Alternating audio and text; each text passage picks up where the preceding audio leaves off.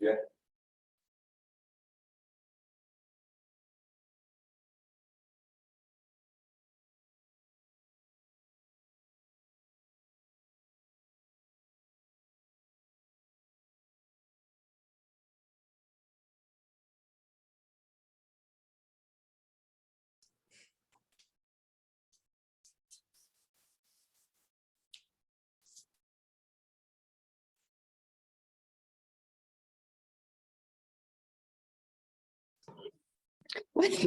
No. It's just my head. Good morning, everyone. Thank you for being patient. We'll be starting in just about 2 minutes. Thank you.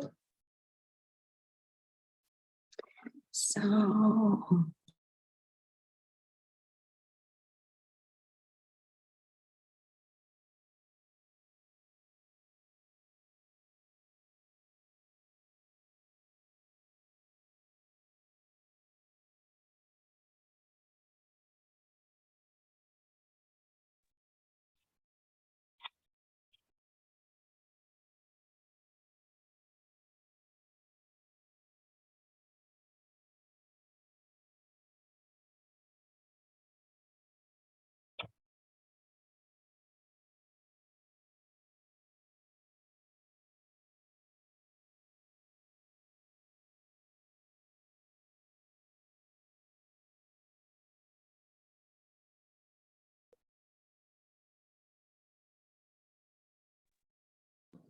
All right, good morning. I see that we have about 15 people on. That's exciting. Hope everyone is staying warm out there. Looks like we're going to have a little bit more snow in the Helena Valley. Not that I'm a weather girl by any means, but in Montana, we do discuss weather as much as we discuss education. So we have a robust agenda. Let's just go ahead and get started on this. I want to welcome JP Williams. Good morning, JP. How was the road up from Butte this morning? Oh, the road was foggy and icy, and I'm thankful I made it safe to my wonderful office here. Well, blessings. So JP, please discuss with us about the waiver that we are asking for assessments, dealing specifically with our special education students. Absolutely. So on September 20th, the Department of Education, along with OSEP, sent a memo regarding the state requirements for the 1% waiver or waiver extension request. Montana has never had a need for a 1% waiver, and that 1% is a 1% cap on all students in special education who will take the alternate assessment or the MTS, the multi-state alternate assessment, which is what we do here in Montana. So I began working with the team on October 4th. This involved assessment, it involved data, it involved special education. We made determinations on actual data that was input. That input came from our 2022 spring testing numbers. We were able to determine that our math alternate assessment levels were at 1.08%, and our English language arts were at 1.07%. And that was data from the 2021-2022 testing cycle. So we're just slightly over the 1% margin. We began to develop a plan for a public comment, which began on November 7th. That was communicated through communications with Brian O'Leary. We have several actions that we have taken already. November 9th, there was a statewide discussion with the special education directors across the state of Montana regarding 1%. Today, we are just discussing with the education advocates the 1%. November 17th, we will have a public webinar from 4 to 5 p.m. and that is advertised on the special education website, as well as November 22nd for a second opportunity for public input. We've also created a email address for anybody that cannot attend those meetings. That email address I will put up in the chat here shortly. And it is actually OPI MSAA waiver at mt.gov. So we are monitoring that email to gather and collect public comment as well. And then November 21st, we'll also have a discussion with the Special Education Advisory Panel. That is a requirement. All of these actions are part of the federal requirements that came in that state memo. We will submit our waiver on or before December 13th. It has to be submitted 90 days before the testing cycle, which begins March 13th, 2023. And it may take about 120 to 180 days to actually get a notification of acceptance or denial. Right now, I do believe that we are in line with everything we're supposed to do as far as requirements by the state, and we've met all the federal requirements. I am beginning to look at data builds and understand where the data is coming from across the board. I looked at a 10-year study of numbers in special education. 10 years ago, Montana was at 16,000 students, and today we are just a little bit above 20,000 students receiving special education. The second part of that data build, which we'll work out in the next 2 weeks, is the categorical data that shows where students are receiving those SPED services.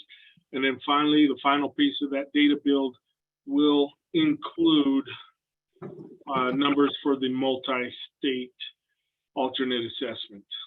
I do want to thank Chris Sinnerud from IT, as well as Chris Noel and Scott Ferris, as well as my team, who did an incredible job of really working quickly to get data and information so we could make this initial waiver. Questions? Thank you. Thank you. Any questions anyone might have on this process? Looks like we've got it way under control. It is about public comment, and that's why we wanted to put this on the agenda. And in the chat, JP, if you would put that address, that would be fantastic for us. Any questions anyone has on special education waiver or anything dealing with special education? Thank you. We'll move on then. Thank you, JP. Appreciate it. Glad that the Lord made you safe coming to work at the OPI today. Travel safe home to your family tonight as well.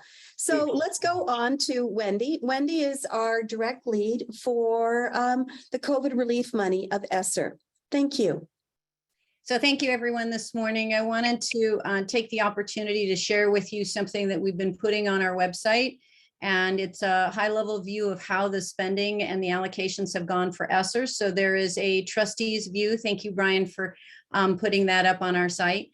And we have a trustees view that sort of gives this very high-level view of what each district has and has been allocated and where that expenditure is. And then we also have a broader view that is the district view. And the district view, if you can scroll down one page on that, shows some detail of how those funds are being used. And so those are two views that you can go on at any time on our website. We are updating those on a monthly basis. So some of the cash requests that come through in the middle of a month may not be on the report, but it's a really nice view of what each district has allocated, but also where the expenditure piece is on it. In addition to that, we are getting ready to start working with the data collection for ESSER 1, 2, and 3 that will probably come about in January through March. And I say probably because we have not heard directly from the Department of Ed as to when that will be opened for us. But right now, the OPI team is working to put together some charts that we're going to be sharing out on Friday with the review committee of districts to talk about the 70% of the data for that data collection process that we are able to pull internally from our documents or from things that the districts have already reported to the feds. And then we'll be tagging into the 30% that we'll have to be asking about. So we're doing sort of a pilot with some districts to say, here's what we already have, here's what we need. And we'll be working with them to shore up that whole process, getting ready for a January rollout on it. In addition to that, we are doing training on a monthly basis with ESSER, and that is going on this week. There are a lot of different topics being held, and we're trying to do some of those in collaboration with districts. So we've had Corvallis work with us and had their clerk, Jolene, really supportive in sharing out some of her wonderful tools that she's made. And those tools are now being used in other places in Montana as well. So we appreciate the collaboration effort that's happening between districts and OPI on the ESSER front, which always seems to be this revolving door of support and effort that we're all pulling together to use these funds toward our students. Any questions on the ESSER process, data collection that we're doing right now, or training? Thank you, Wendy. So this PDF document is on our website and it is changed every month. The how do I want to say that third column over the opportunities that are there are some of the things that the federal government is looking for. But the data collection is something very new for our schools. And I know this will be our second time that we are asking our schools for this. I do recognize we have a congressional delegation, some members that have their representatives here. And if there is any question that you might have, we will forward information for Wendy's contact. Please visit with our ESSER team, leading with Wendy, to see exactly how we can better serve our districts, not on duplicative data flow, but on the right data flow that is there. And Wendy, just to reiterate, these funds have a shelf life. When is the end date of all of these dollars to be liquidated? So each one of the ESSER funds moved 1 year kind of in advance. So if you think of ESSER 1, it expended in 2022, ESSER 2 expends in 2023, and ESSER 3 expends in 2024. So we have been asked by districts, is this being extended? And at this point, we do not have direction formally or unofficially from the Department of Education as to an extension on that. We are working diligently with other states and with some agencies to try and get an answer from the Department of Ed on whether or not they will extend it. But at this point, we do not have any direction on that at all. So they basically, all three of them will expend at this point in September of 2024. Excellent, thank you. So if you could look at the last column, the percentage expended on here, we pretty much have concluded everything with ESSER 1. That was 41 million. ESSER 2, then we have 170 million, and it looks like we have over half the districts then, or not districts, but half of the dollars have been expended. What I am concerned about is ESSER 3, and I do say that as a concern. If only 1/5 of the 382 million has been expended, there's a lot of work that needs to be done on this, and we're doing everything we can to have that relationship and communication with our school districts. and making easy for them in order to expend these dollars. If anyone here has any other ideas on how we can better have that relationship with our schools, not add more to their plate, but be really succinct to make sure that these dollars do not go back to the federal government, but they are used for an investment of education here in Montana. Please get a hold of Wendy. That would be great. Okay, Brian, let's go ahead. Thank you, Wendy. Let's go ahead and put up the agenda again. Fall count.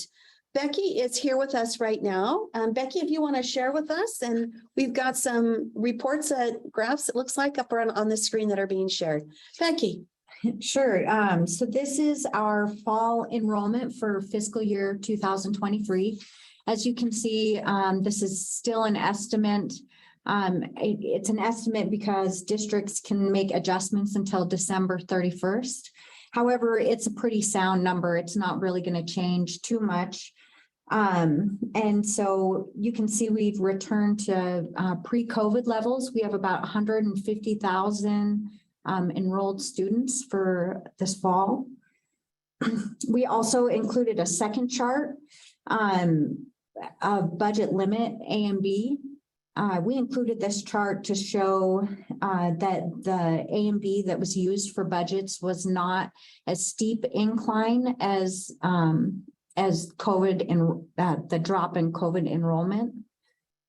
And this is because a district can use the current year A and B or a 3-year average A and B to kind of soften a decrease in enrollment. Excellent, thank you. So if you take a look at this, and the other part of this is this isn't for this biennium. This is going to be funding for the following biennium that occurs in legislative year of 25. So, but we also need the spring count that will occur with this as well. And that will happen that very first Tuesday in February. One of the other things that we don't have a chart of, but that we are also tracking are the non-public, to really try to understand where is education happening in Montana. Not so much after COVID, but in the trend as you see over the years that preceded COVID as well. So any questions that you might have on any of the fall count enrollment? Excellent. Thank you, Pat. Pat said in the chat that it was a great graph. Woohoo, Team OPI. That is it. And I think the most important thing is that 3-year averaging aspect of it specifically. Perfect. Okay. And I believe now, let's go ahead to base aid. That does bring us into base aid.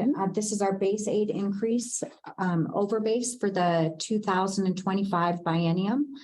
As you can see, we have the components of base aid, and we start with our FY23 current appropriation, which is our starting point of about $926 million. And then we have for an ask for fiscal year 2024 of 28.5 million. And then an ask for fiscal year 2025 of 68 million for a total biennium ask of $96.5 million. And of course, the increases are due to enrollment increases and the inflationary increases that are required in law. Taxable values. And taxable values as well. Oh.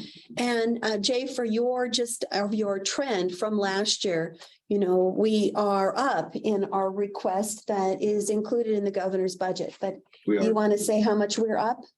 Yeah, so we're again up, I think we're from prior year. Of course, you can see that our starting base was at $925 million. And so again, Becky's kind of stated, you know, under that 20-9306, OPI is actually statutorily capped on how much we can actually do for the inflationary increases, which is why you see that 2.7 for 2024, and then it's capped at 3% for 25.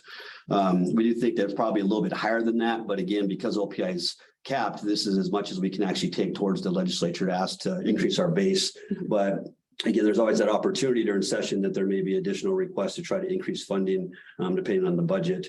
But again, I think this is actually a little lower. When we did our initial executive budget, we were projecting out about $104 million. And so enrollment did come in just a little bit less, but we were still just around that 3,000 mark. And so it came in pretty at a good point. So that 96 million, I think, is going to be a good base. But again, as Becky had stated, that this is a projection that we continue to look at all the way through December. And then as we head into session, we'll have that final number once we get closer to transmittal. So. Exactly. And thank you for that. The percentage of increase on the inflation, of course, is via statute.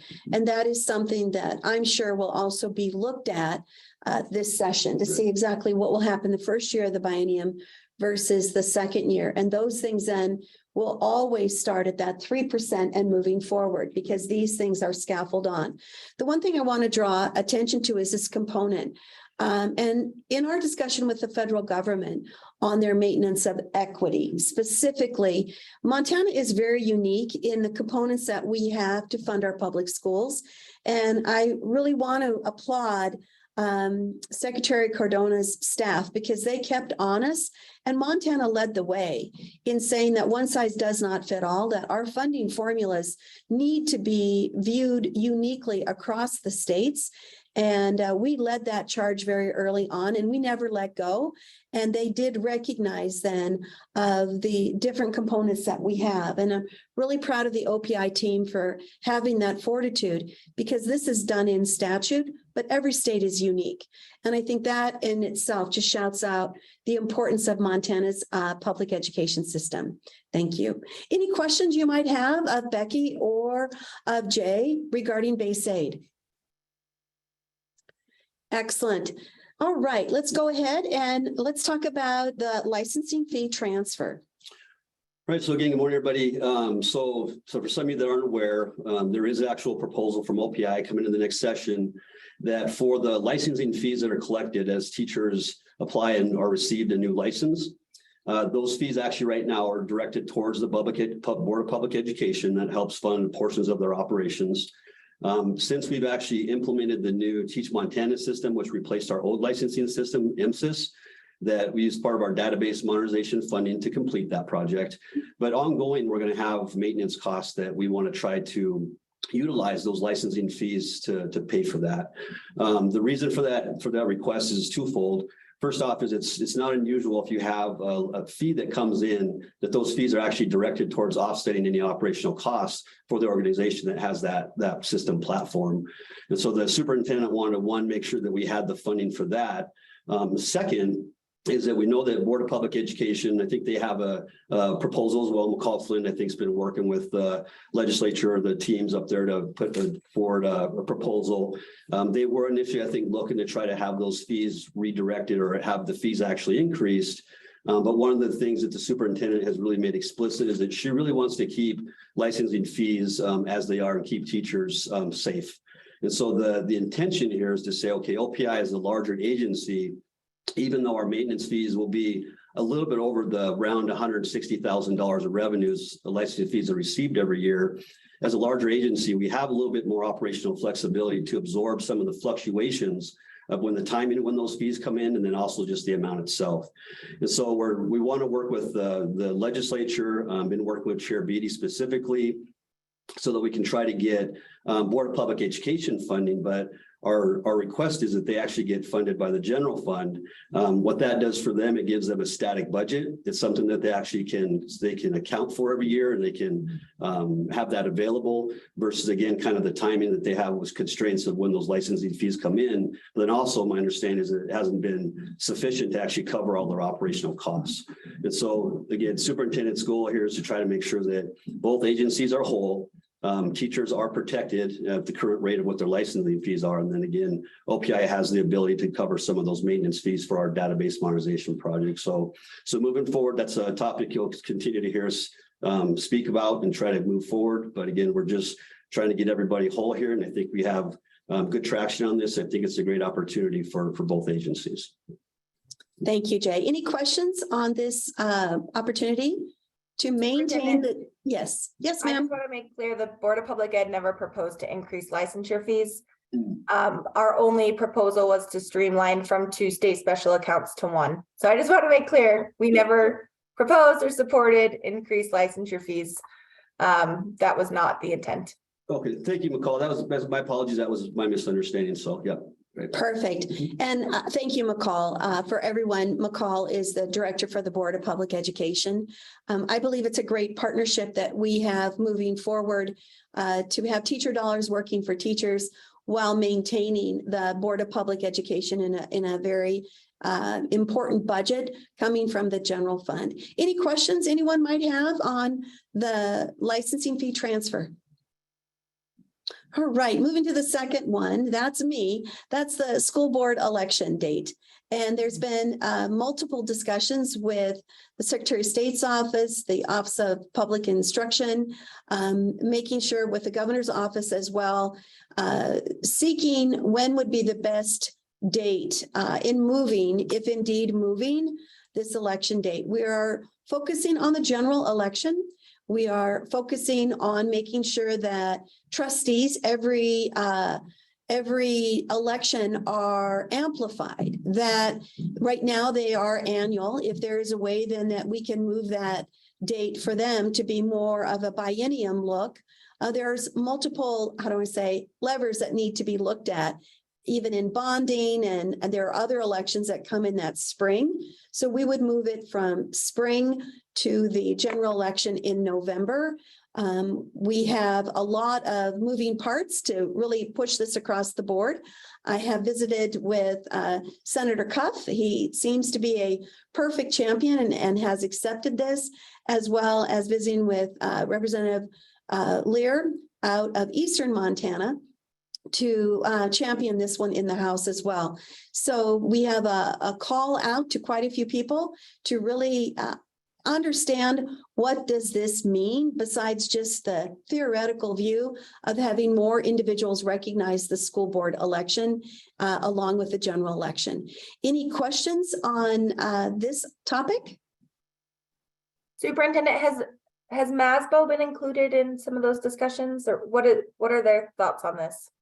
We have just beginning the discussion, as I said, with the Secretary of State and with the legislative office, have shared with the governor's office as well to see exactly what the palatability of this is. Like I said, there's a lot of moving parts on this. MASBO would be a great partner and an opportunity, as well as clerk and recorders. I mean, there's a great opportunity to do this.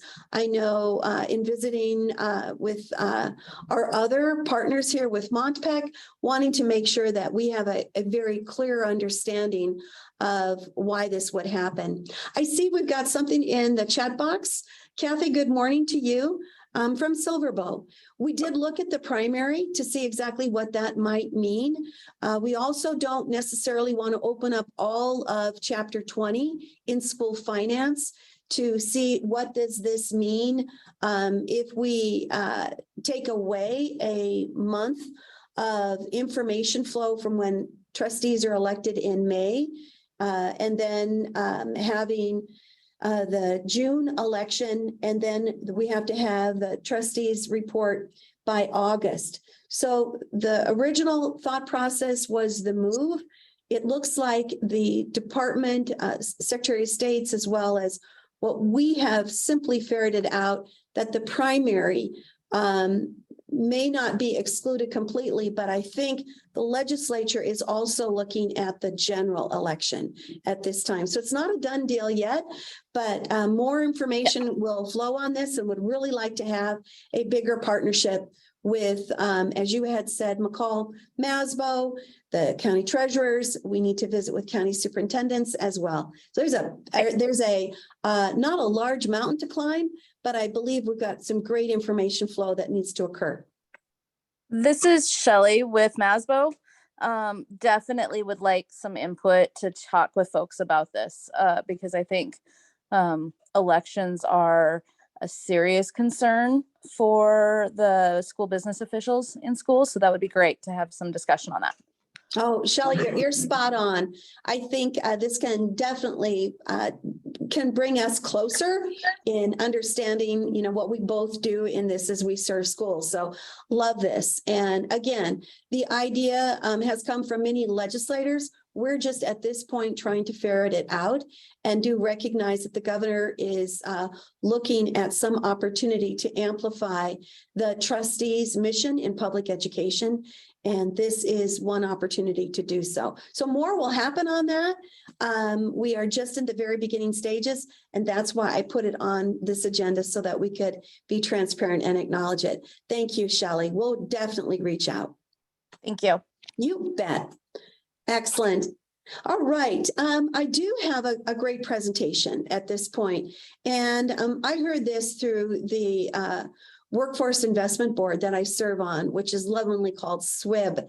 And Nick is here to present. Nick, are you ready? Hi, everybody. Yeah, I am. Wonderful. Let's get my slides ready here. Share.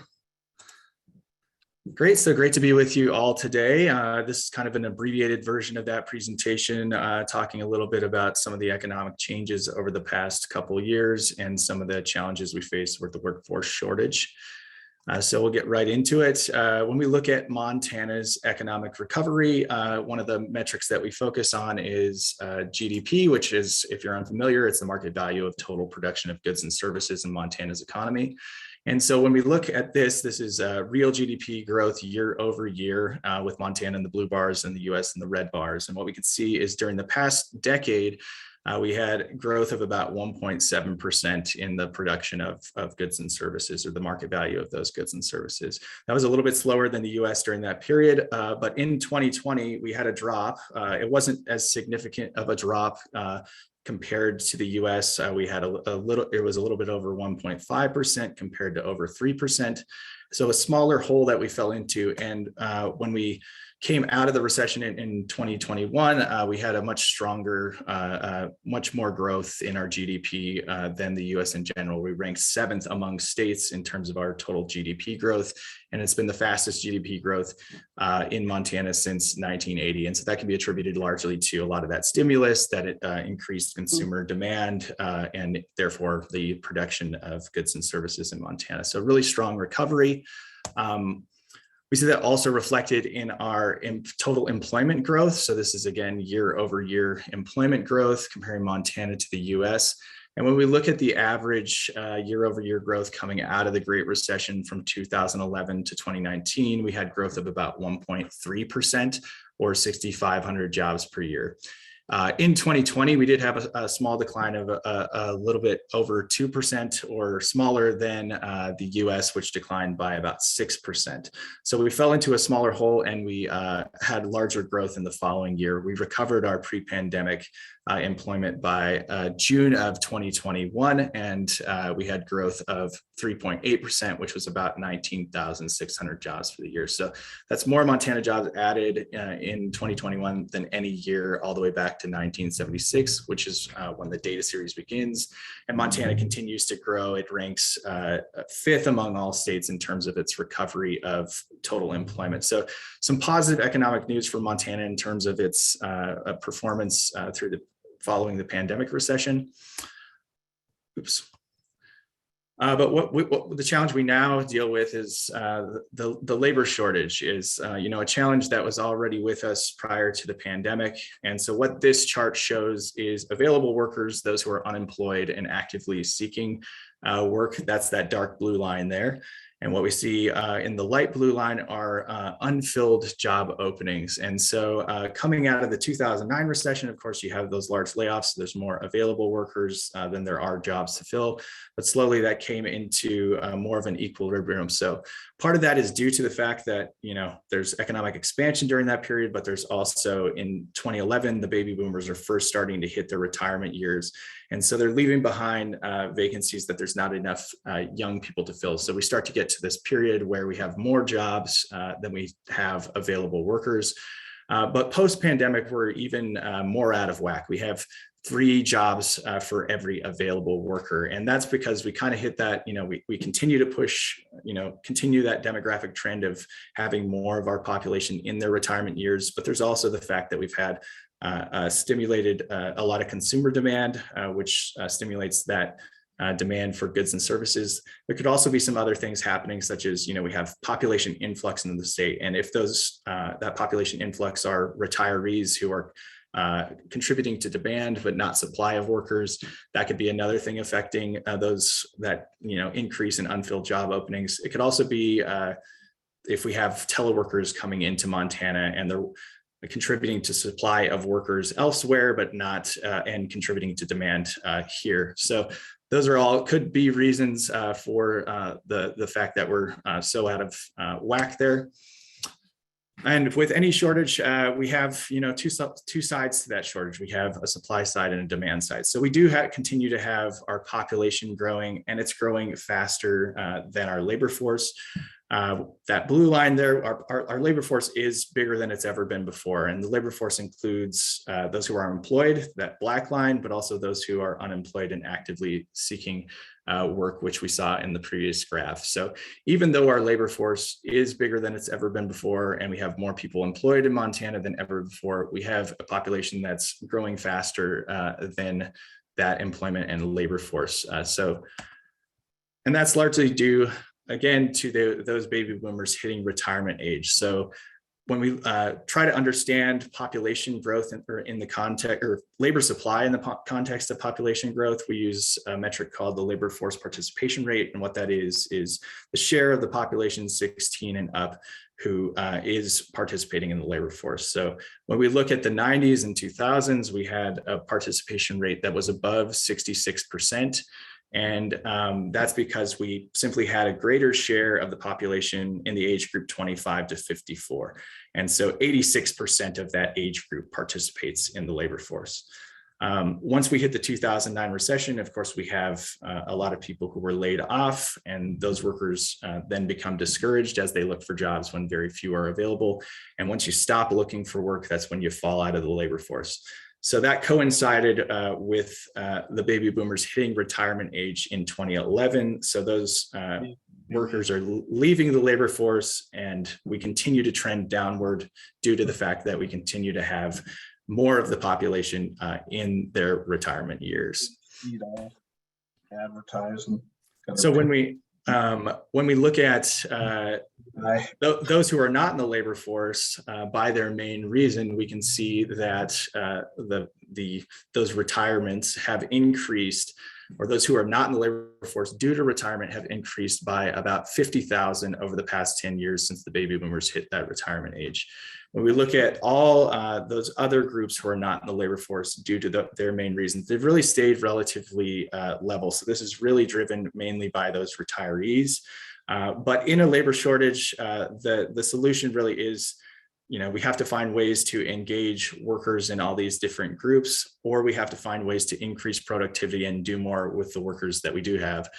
So those who are attending school, that's a good thing. We want them to gain those skills that'll increase their productivity long-term and increase their wages, but we lose access to those workers unless we find ways to appeal to them, such as through, a flexible schedule, part-time work, or internships that invest in their skills as well. Those with an illness or disability, we have about 42,000 Montanans who have a disability. So potentially we could pay more attention to accommodating disabilities in the workplace, or by bringing the workplace to them through remote work, which could make it easier for those workers to participate. We also have the vocational rehab program in Montana, which helps to acquire adaptive aids for workers who are working with a disability. Those caring for family, most of those are parents, but as we continue to have an aging population, there's going to be more demand for caring for elderly parents. So those will both be issues. And even prior to the pandemic, childcare has been in a state of shortage in Montana. According to work done by my colleague Amy Watson, our licensed childcare capacity only meets 47% of estimated demand, and you can read more about that issue in a report on our website. But that is another issue we'd need to tackle if we want to gain more access to those parents and make it easier for them to participate in the workforce. And then we have other, and we don't really know what that group is, but I like to use it as a talking point for some of the other issues that make it difficult for workers to find employment, such as having a criminal background, those who suffer from substance use disorder, those who have mental illness, or those who face other barriers such as transportation to finding employment. So like I said, in a labor shortage, we have to find ways to appeal more to these workers who are not in the labor force, or to find ways to increase productivity with our current workers. So main takeaways from this abbreviated presentation is we have really high demand for workers right now. And that's largely due to the fact that Montana's economic performance has been really good compared to a lot of other states. We've had really rapid recovery of our total employment. We do continue to have higher turnover rates as workers seek out better jobs and employers compete over those limited workers. And that's good in the fact that it increases a lot of workers' wages. But the fact is that employers are having to look for workers more often than they used to. There's also been high migration from out of state, which could be contributing to an increase in demand for workers if those are retirees or those are teleworkers who are not contributing to the local labor supply. For supply of workers, the main thing affecting supply of workers is that aging workforce. And so finding ways to appeal to those who are in retirement and potentially engage those. Nearly 50% of retirees nationwide are actually interested in coming back to the workforce under the right circumstances. So I think they're not actively looking, but if employers made more of an effort to engage those workers, that could be a potential source of employees. There are other issues that are also affecting the supply of workers that I don't have slides on in this presentation, but COVID has been something that has increased absenteeism for workers. We have more workers absent from work due to medical leave or illness. We also have parents who continue to work reduced hours compared to prior to the pandemic. And so inconsistent childcare is continuing to be an issue for those parents and potentially having to stay home with sick kids. There's been high migration from out of state. That's also increasing our supply of workers, though, like I said, if it's coming from those remote workers, potentially there's also competition coming from remote employers that's taking those employees away from in-state employers. And so that could be another issue that's contributing to that high level of unfilled job openings that we saw in that earlier chart.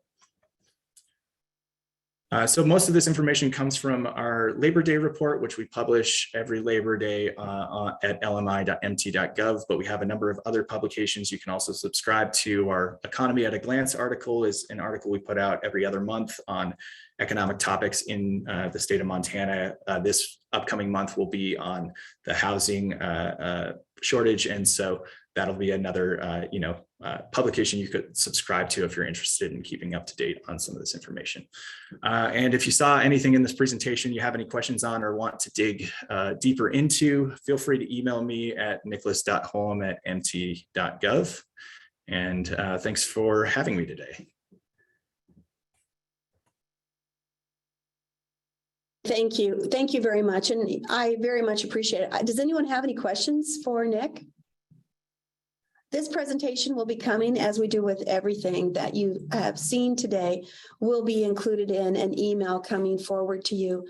My very first love is in economics. That was my first degree in. And so when I saw this, and there are other slides as well, we just tried to condense this.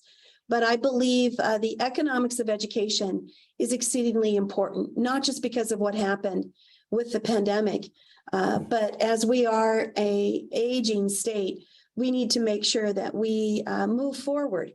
That doesn't mean that public education is going to heal it all, but I believe public education is definitely at the table. So there are any other questions that you might have on what the presentation that you just had from Nick, or anything else on this agenda? I thank you. Blessings. We have Thanksgiving upon us. And it's coming. So we need to be very, very thankful for everything that we have currently. And then, of course, the blessings of those blessings that will be coming in the future. I know next week is a busy week. We are all prepared for the end of this week as well. I want to thank our OCHI partners. We have the Board of Regents as well. Hello, Angela.